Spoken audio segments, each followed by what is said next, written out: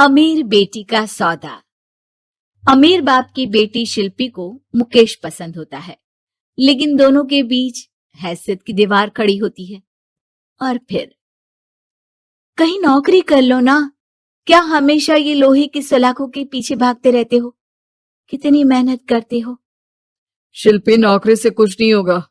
तुम लोगों की हैसियत तक पहुंचना है तो अपना ही बिजनेस करना पड़ेगा, वरना तुम्हारे पापा किसी और से तुम्हारी शादी करवा देंगे। अच्छा, ऐसे किससे करवा देंगे? मैं तो तुमसे ही शादी करूंगी। बोल दिया तो बोल दिया, बस। मुकेश उस बेचारी को समझाता भी तो क्या। दुनिया के रीति रिवाजों से काफी दूर थी शिल्पी। भले ही बड़े बाप की बेटी, लेकिन सादगी इतनी कि क्या कहना। बेटा शिल्पी, कल तुमको देखने लड़के वाले आने वाले हैं, तैयार रहना। मैंने तुम्हारी माँ को समझा दिया है। घर के सारे नौकर चाकर को वो समझा देगी कि स्वागत कैसे करना है। कैसी बात कर रहे हैं पापा? मैं तो मुकेश से प्यार करती हूँ, उसी से शादी करूंगी। मैंने आपको बताया था ना। मुकेश किसका बेटा है? वो स्टील किंग सिंघानिया का, या वो जो बड़े ज्वेलरी वाले हैं मेहता, उनका? नहीं नहीं पापा, वो अपना ही काम करता है, लेकिन एस्टेब्लिश नहीं है अभी। पापा, वो आपके पास तब आएगा जब कुछ बन जाएगा। आप प्लीज थोड़ा सा वक्त दे दीजिए। पिता को शिल्पी की बात पर गुस्सा आ जाता है। वो उससे कुछ नहीं कहते और शिल्पी की माँ के पास जाते हैं। यह संस्कार देकर बड़ा किया तुमने शिल्पी को, और कैसे मैं किसी भिखारी के साथ उसकी शादी कर दूं? कौन है ये मुकेश? मैं जानती हूँ, बड़ा ही होनहार लड़का है। शिल्पी से बहुत प्यार करता है और शादी करना चाहता है। अरे ऐसे कैसे मैं किसी से भी अपनी बेटी की शादी कर दूं? कोई भी उठकर आए और कहे कि मैं शादी करना चाहता हूं तो मैं शादी कर दूं? कान खोल कर सुन लो, कल उसे अच्छे से तैयार कर देना, क्योंकि जो लड़का मैंने देखा है शिल्पी के लिए, वो करोड़पति घर का बेटा है, समझी? लाख मना करने पर भी शिल्पी को उस लड़के से मिलवाया जाता है जो उसके पिता ने उसके लिए देखा था। देखिए, मैं किसी और से प्यार करती हूँ और उसी से शादी करूंगी। ये तो बहुत अच्छी बात है कि तुम किसी और से प्यार करती हो, क्योंकि मैं भी किसी और से प्यार करता हूँ। लेकिन शादी तो हम दोनों को ही करनी होगी, जानती हो ना, ये बिजनेस और ये सारा कुछ।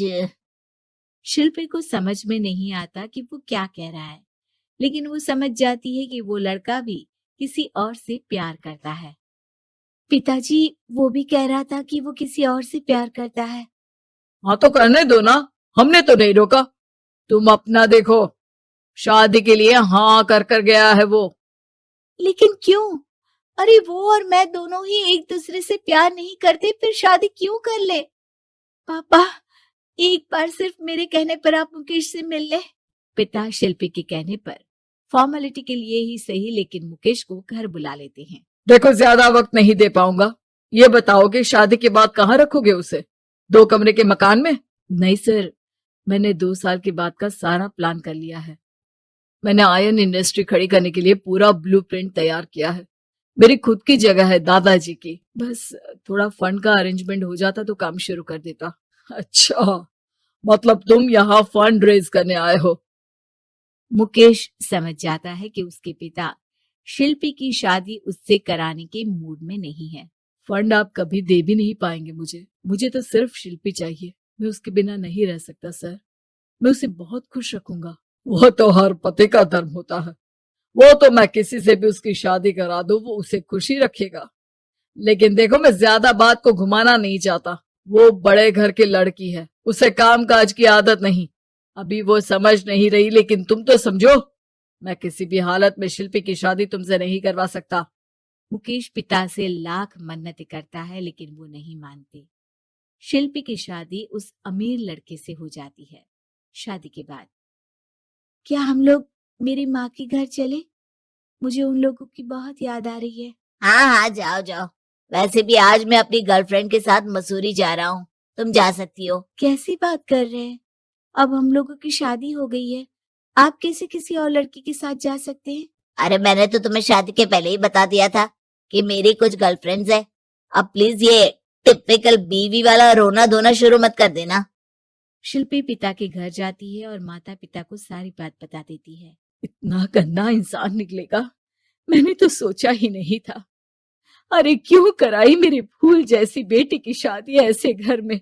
और तो क्या हो गया, शुरू शुरू में हर घर में ऐसा होता है, धीरे धीरे ठीक हो जाएगा।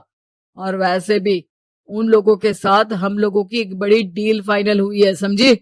उन लोगों से रिश्ता बनाकर रखो, तभी पैसों की बारिश होगी। पापा, अब समझ में आया कि आपने मेरे साथ ऐसा क्यों किया। मुकेश आपके सामने गिड़गिड़ा कर गया कि वो मुझे बहुत खुश रखेगा, लेकिन आपने मेरी शादी एक ऐसे लड़के से करा दी जो किसी और लड़की से प्यार करता है और शादी सिर्फ समझौते के लिए कर रहा है। पापा, मैं जा रही हूँ, लेकिन इस घर में कभी पैर भी नहीं रखूंगी। आपने मुझे सामान की तरह इस्तेमाल किया। माँ शिल्पी को बहुत रोकती है, लेकिन वो एक नहीं सुनती। कुछ समय बाद, शिल्पी, मुझे नहीं लग रहा कि अब हम दोनों के बीच ये शादी और रह पाएगी। मैं किसी और से शादी करना चाहता हूँ। वैसे तुम परेशान मत हो ना, तुम्हारे पापा के साथ हम लोगों की डील जो चल रही है ना, वो नहीं रुकेगी, क्योंकि तुम बहुत अच्छी लड़की हो। ठीक है, मैं जा रही हूँ, तलाक के पेपर में साइन करके। लेकिन एक शर्त है, मैं कहाँ गई ये बात मेरे पिता तक नहीं पहुंचनी चाहिए। शिल्पी घर छोड़कर चली जाती है। वो एक नौकरी करती है और अपना जीवन खुद संभालती है। लेकिन एक दिन, शिल्पी जी, आपसे मालिक मिलना चाहते हैं। मुझसे क्यों? शिल्पी मालिक के कमरे में जाती है, जहां सामने मुकेश होता है। अरे आपको देखकर बहुत खुशी हुई, बहुत बड़े आदमी बन गए।